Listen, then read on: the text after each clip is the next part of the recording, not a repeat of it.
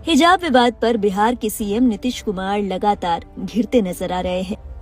विपक्ष तो उनकी इस हरकत पर सवाल उठा ही रहा है। सोशल मीडिया पर भी उनके खिलाफ बहुत कुछ कहा सुना जा रहा है।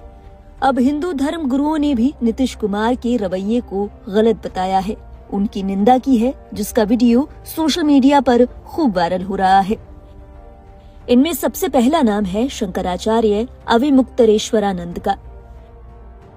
मीडिया से बात करते हुए शंकराचार्य ने कहा कि अगर चेहरा देखना जरूरी ही था तो उसे शालीनता से कहा जा सकता था।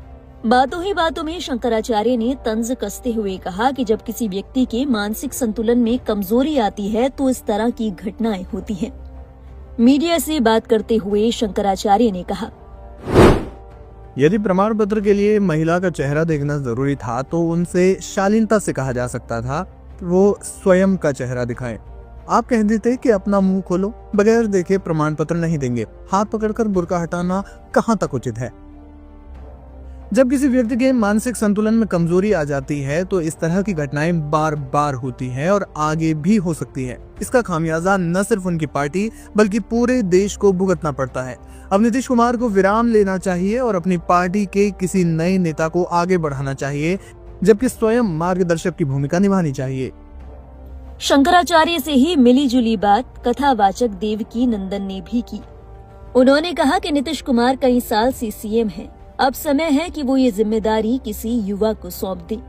कथावाचक देवकी नंदन ने कहा, नीतीश कुमार ने बहुत समय तक राज कर लिया, अब उन्हें किसी यूथ को मुख्यमंत्री बनाना चाहिए। उन्होंने किस मंशा से किया ये मुझे नहीं पता, लेकिन इस तरह से नकाब खींच लेना गलत है, ये हम सब जानते हैं। इसी तरह सोशल मीडिया पर हिंदू धर्म से जुड़े एक और शख्स ने नीतीश कुमार की इस हरकत की निंदा की और कहा कि ये मुद्दा धर्म का नहीं बल्कि एक औरत के मान सम्मान का है। आज बुर्का खींचा गया है, कल किसी की बहन बेटी का दुपट्टा भी खींचा जा सकता है। ये मुद्दा धार्मिक नहीं बल्कि एक औरत के मान सम्मान का है। बहुत खुश हो रहे हो ना कि आज किसी की बहन बेटी का बुर्का खींच लिया है, लेकिन याद रखना कल किसी की बहन बेटी का दुपट्टा खींचा जा सकता है। एक ही बात बोलूंगा, ये धर्म की बात नहीं, औरत के सम्मान की बात है।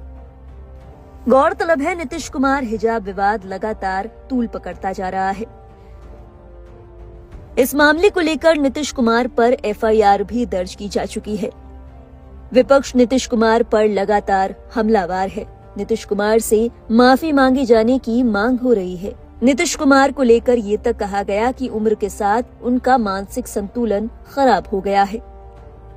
सीएम नीतीश कुमार की इस हरकत के बाद सियासत गर्मा गई। विपक्ष के कई नेताओं ने नीतीश कुमार की इस हरकत पर सवाल उठाए। इनमें कांग्रेस प्रवक्ता सुप्रिया श्रीनेत, समाजवादी पार्टी सांसद इकरा हसन, डिम्पल यादव और सपा प्रमुख अखिलेश यादव का नाम भी शामिल है। केवल राजनेता ही नहीं, नीतीश कुमार की इस हरकत को लेकर सेलिब्रिटीज ने भी उनकी निंदा की। पब्लिकली पर्दा प्रथा के खिलाफ बोलने वाले जावेद अख्तर ने नीतीश कुमार की इस हरकत को लेकर कहा कि मैं भले ही पर्दा प्रथा के खिलाफ हूं, लेकिन नीतीश कुमार ने जो किया उसके लिए उन्हें बिना शर्त माफी मांगनी चाहिए। ये किसी भी तरह से स्वीकार्य नहीं है। खबर तो ये भी है कि नीतीश कुमार के खिलाफ जम्मू कश्मीर में इल्तिजा मुफ्ती की ओर से एफआईआर दर्ज करवाई गई है। अब ये देखना होगा कि इस हरकत के बाद नीतीश कुमार क्या पब्लिकली माफी मांगते हैं। इस मामले से जुड़ी हर अपडेट और देश और दुनिया से जुड़ी बाकी अहम खबरों के लिए आप देखते रहिए लाइव हिंदुस्तान। मैं इस बात को इतने हल्के में नहीं लूंगी। एक लड़की जो अपने दम पर डॉक्टर बन के आई, वो पत्र वितरण कर रहे थे, वो कोई छोटी सी बच्ची तो थी नहीं, मेडिकल डॉक्टर थी। वो पढ़ी लिखी, संभ्रांत, परिपक्व लड़की थी। आपकी हिम्मत कैसे हुई उसका हिजाब खींचने की? ये एक औरत की चॉइस होती है कि वो घूंघट डाले, सिर खुला रखे, हिजाब पहने या ना पहने। मुझे तो यह अचंभा हो रहा है कि कुछ लोग इसको पिताव्रत बात बताकर कह रहे हैं कि तो क्या हुआ, यह काम पिता को भी नहीं करना चाहिए।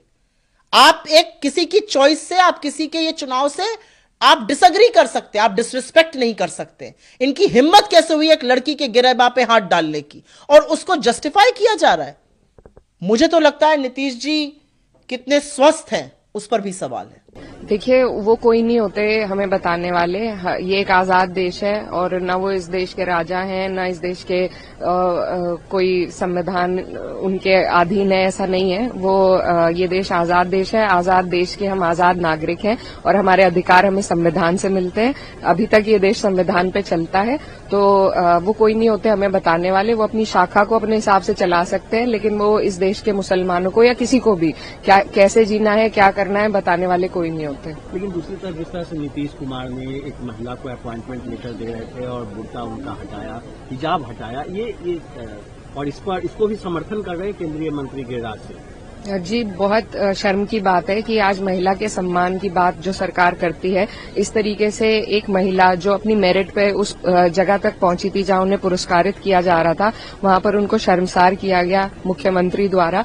और इतना वो बेइज्जती उन्होंने महसूस की कि वो आज बिहार छोड़कर अपने भाई के पास कलकत्ता रहने चली गई हैं। तो ये सोचिए कि उन पर क्या बीती होगी। पूरे नेशनल मीडिया पे उनको शर्मसार किया गया। तो ये बहुत बड़ी एक घटना है और इसकी हम कड़े से कड़े शब्दों में निंदा करते हैं। ये it is not acceptable and it is not forgivable. तो माना कि मुख्यमंत्री जी बुजुर्ग हैं, लेकिन किसी बुजुर्ग को, पिता समान व्यक्ति को या किसी भी पद पर बैठे अधिकारी को यह अधिकार नहीं है कि वो किसी भी महिला का, चाहे वो अपना पल्लू किसी तरीके से भी लेना चाहे, हिजाब के रूप में या आंचल के रूप में, कोई उसका पल्लू खींचे, उसकी प्राइवेट स्पेस इन्वेड करे, ये अधिकार किसी को नहीं है। तो मुख्यमंत्री जी से हमारी मांग है कि वो सार्वजनिक रूप से उस महिला से माफी मांगे और उनकी जो गरिमा है उसको दोबारा से स्थापित किया जाए। और अगर वो स्वस्थ नहीं है तो ये हम सब के लिए बहुत बड़ी एक सोचने की बात है। क्योंकि मुख्यमंत्री हैं तो उनका इस तरह का उन्हें ध्यान रखना चाहिए, बस ध्यान रखना चाहिए। और उसके पीछे जो लोग खड़े हैं, वीडियो देखते हैं, तो वो भी कोई इस तरह की बात नहीं कर रहे जिससे कि मना किया जाए। अगर क्योंकि उस उम्र में अगर कोई साथ रहे, हेल्पर रहे, तो रोक सकता है, समझा सकता है। तो मैं समझता हूँ उनके साथ कोई एक ऐसा सहयोगी रहे जो उन्हें समय समय में समझाता रहे। आपको क्या लगता है कि मानसिक स्थिति ठीक है? नहीं, मैं ये बात नहीं कहता हूँ। हर उम्र में, उस उम्र पे हमें आप सबको गुजरना है। एक उम्र के बाद हमें सबको उसी से गुजरना है। क्योंकि लोग ये कहते हैं, कई धर्म ये कहते हैं कि जैसे जमीन पे आप आए हो वैसे ही वापस ले जाओगे। तो जैसे बच्चा होता है वैसे ही बुजुर्ग भी बच्चे हो जाते हैं। समझती हूँ कि इस तरह की जिस तरह देखा गया कि